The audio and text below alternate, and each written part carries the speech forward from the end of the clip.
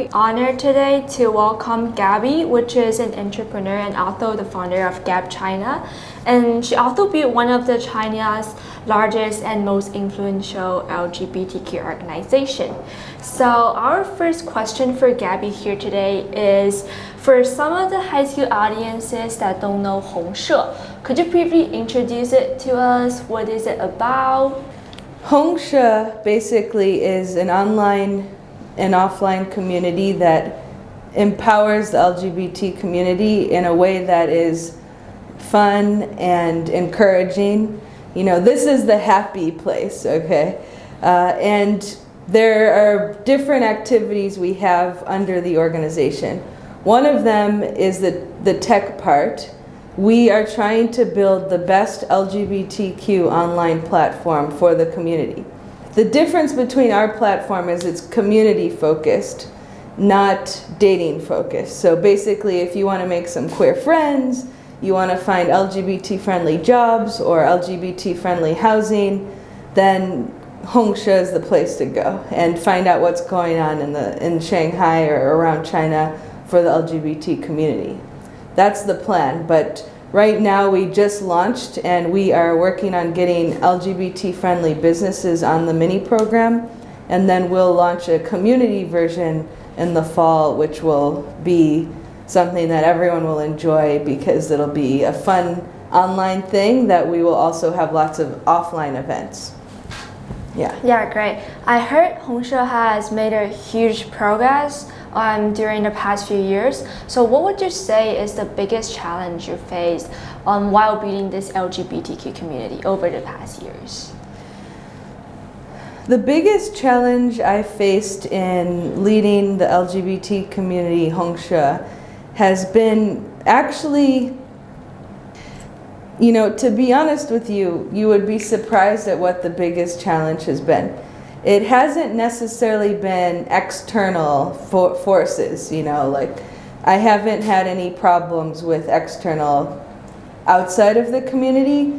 The biggest challenge has been more kind of competitiveness within the community and doubters being like, do we really need this type of program, or, you know, why do we need another LGBTQ organization? So the biggest challenge I had was actually convincing the LGBT community that we need to come together to develop some more technology to support our community and to work together in general. Yeah, the majority of our audience are high school students, so I guess some of us as young adults, we're still afraid to come out of the closet. So what's your suggestion for these kids? Because in most cases, like there are two directions in front of them. Like one direction is their true self-identity, but another direction could be like friends, families, parents, and even the society's objection. Yes. Coming out in high school is always hard, no matter where you are in the world, unfortunately. And I believe it's particularly challenging in China because of the limited access of information there is for the LGBT community. And if you're watching this and you're part of the community and you want to be able to share your true identity and you feel like you're ready, you know, start with someone who's close to you, who you feel you can trust, who's a real friend.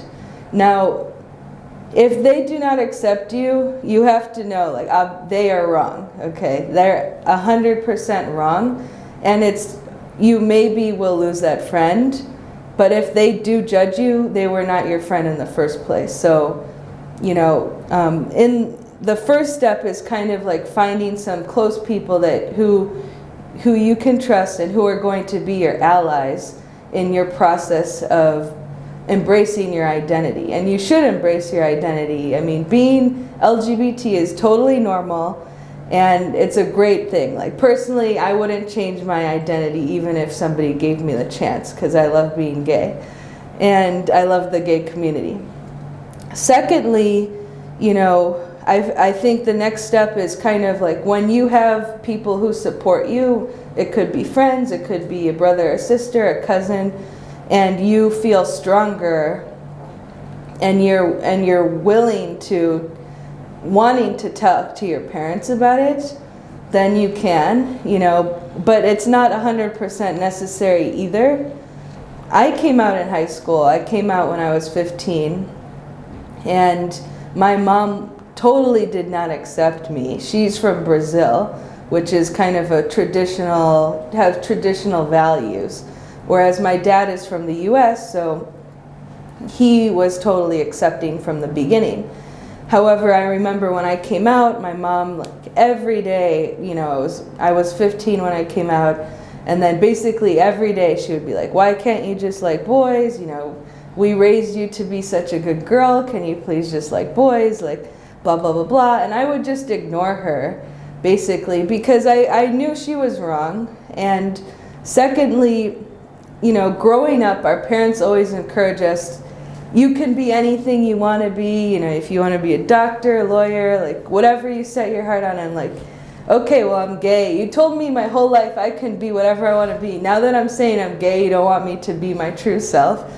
So they had already done a good job of teaching me to follow my own path. So that way when my mom disagreed with my decision, I was okay with that, because I don't need her approval to have a good life. Same with, living in China. My parents, in the beginning they thought it was good. Then my mom was like, okay, this is like lasting too long. Like, when are you coming back to the US? But I ignored them again, because at the end of the day, I feel like your parents are just there to give you as a guide for your life, but they shouldn't be controlling your life. You know what's best for you. So I think like what I have seen from other Chinese LGBT friends, they become so wrapped up in pleasing their parents because of the way the society is here.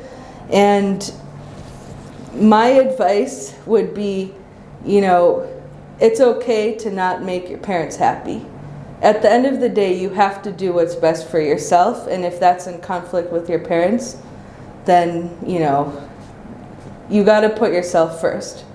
That's my advice. And there is a really great resource for Chinese LGBT kids who want to come out. It's called P-Flag. And it's a place where you can bring your parents after you come out. And they're all Chinese parents who had maybe not accepted their kids in the beginning, and now they accept their kids.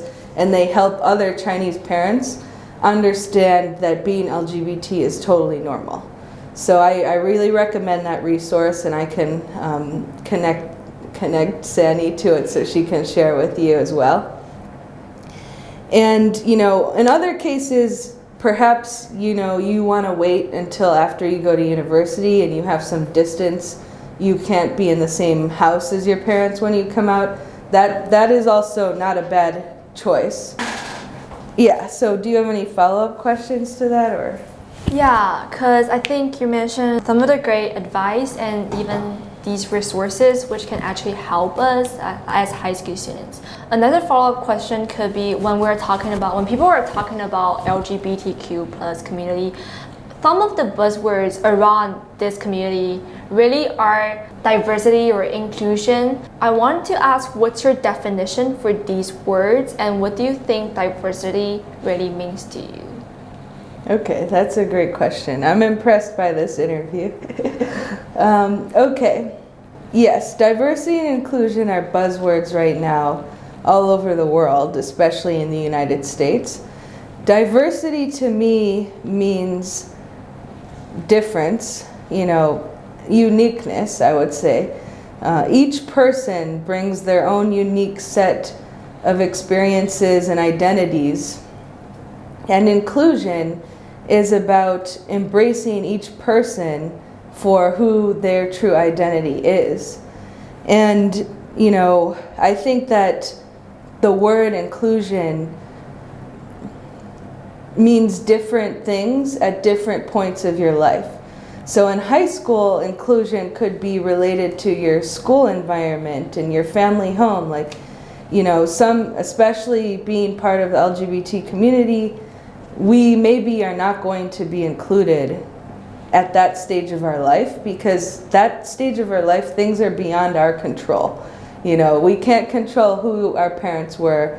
We can't control where we go to school necessarily. However, you know, I went through a really difficult time in high school when I was coming out, and I would go to the art museum and I would fantasize about my future life, how it's going to be so great. I'm going to have all these gay friends, I'm going to do all these parties, and now literally I'm living my dream. That's what's happened, and it's gotten a lot better to be LGBT.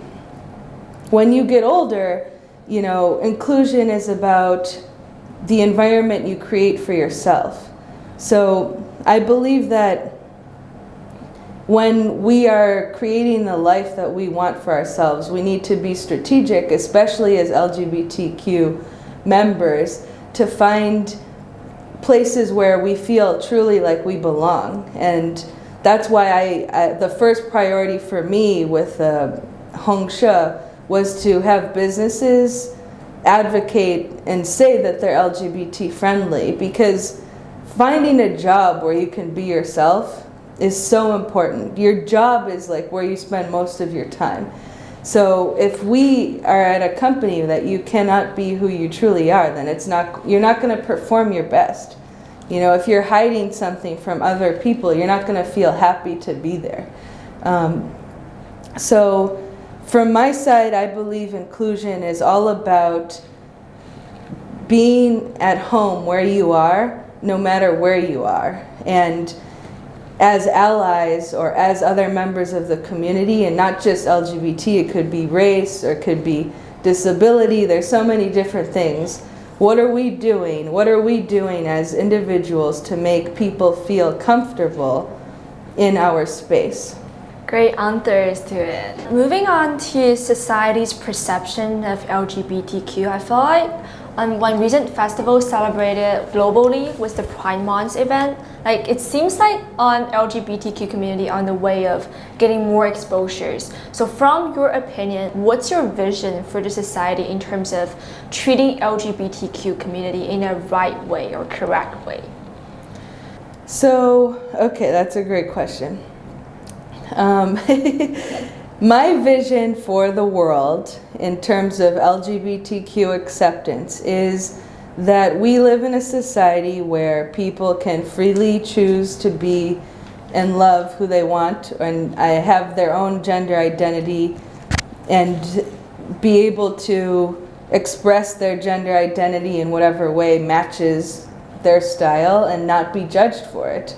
You know, I want to see a society where you go into a retail store and the clothes are labeled masculine and feminine instead of male and female. I would like to live in a society where, you know, there's personal development in school about understanding your identity. You know, so much of what you learn at school is not applicable to life. I'll say that. Like, I have not used any of my math or science courses at all since I've graduated. But, you know, the humanity of being with a group of people and growing up together, that is useful. And I would love to see, you know, LGBTQ being introduced at an early age and having the chance to grow up from zero, you know, from infancy, being able to have known I was LGBT and being accepted from the beginning. I think so many LGBTQ kids grow up in a straight environment and never have the chance until they are 18 or until they move to college to really embrace that part of themselves. And, you know, what a missed opportunity for your whole life to be like, oh, one day you're gonna have a husband, and like not even consider, well, what if I want to have a wife, you know? And thirdly, you know, I think that my vision for the future society of acceptance, which I do believe is going to happen, I 100% believe that not just, you know, in the West, but in the East as well, there will be acceptance for the LGBTQ community, because as Martin Luther King said, the arc of justice is long, but it bends towards, I think it's like bends towards justice. So even though, you know, it might take a long time, the way of the world is the good way. You know, in the end, the world is a good place. So it will eventually get there, but it takes courage for people to come out and to advocate for the community with people who are against us, basically. Yeah, these are truly amazing, and I think your vision will definitely send a message to our high school students. And finally, do you have any last words that you would like to send to high school students or young adults who are facing these struggles with like, afraid to come out or afraid to reveal their true self-identity? So, okay, my advice is, you know, life is long and you are just starting your life. I know it maybe seems like high school means so much. At the time it does, but in like 5 years you're gonna look back and be like, wow, you know, I was just a little kid. That's basically what you're gonna think. And you know, even if you're not comfortable now, when you are making decisions for your future, make sure to prioritize a future for yourself that's going to put you in the best position to be successful. In order to be successful, you need to be in a place where you can be yourself. So if I were, you know, struggling, and when I was struggling, you know, I had to lean on the friends that I had, which weren't that many after I came out, and I had to find inner strength to know that everyone who judged me was wrong, you know, and to believe that and to be comfortable with that. And then to make sure when I was choosing a university to find a school that I knew was going to be good for me and that was going to have opportunity to meet other LGBT people and to, you know, distance from the past that I had, you know, because basically when I came out in high school in 2003 or 4, I think, I was the captain of the volleyball team, the basketball team, and I was super popular because I was really good at sports. And then when I came out, basically nobody said anything negatively directly to me, but they stopped inviting me to parties, and then they started acting weird in the locker room. And, you know, I basically had lost all of these friends. And, you know, at the time it felt terrible, and also though I knew they were wrong. So like that kind of brought comfort to me, is like, these guys are wrong, and in the end, you know, I'm going to have a good life, basically. And 10 years later, when I went to my high school reunion, you know, some people even apologized to me. And now, of course, they're super LGBT friendly because that's the direction the world has gone, especially in the United States. So I'm just sharing my story because I hope that it can help you see that, you know, you can truly be yourself and set yourself up for success with or without the support of your family, as long as you believe in yourself and always do what's best for you. Okay. Yeah. Great and amazing interview today, and thank you so much. Thank you for Gabby's time.